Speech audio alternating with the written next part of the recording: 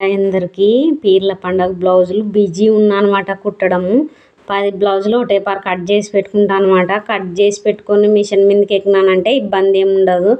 లేదంటే ఒక blouse cut చేసి మళ్ళీ మిషన్ మీదకి పోయి మళ్ళీ కిందికి వచ్చి కట్ చేయాలంటే బాగా ఇబ్బంది అనిపిస్తుంది. అందుకని ఒకటేసారి 10 బ్లౌజులు కట్ చేసి పెట్టుకోవడం, మిషన్ ఎక్కడం. పీర్ల పండుగలో అందరికీ ప్రతి ఒక్కరికి అబ్బి ఇవ్వాల్సిందే కదా. వాళ్ళకి ఇవ్వకపోతే పండుగలో కొత్త చీరలు కొనింటారు కాబట్టి కట్టుకోకుంటే మనల్ని మిషన్ వాళ్ళని సుమారుగా వేసుకుంటారు.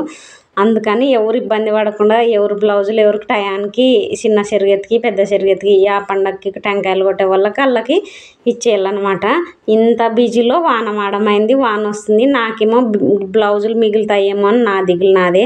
ఎన్ని దిగులున్నా నైట్ కల్లా ఇవల్ల కుట్టేయాలని నా ఆలోచన.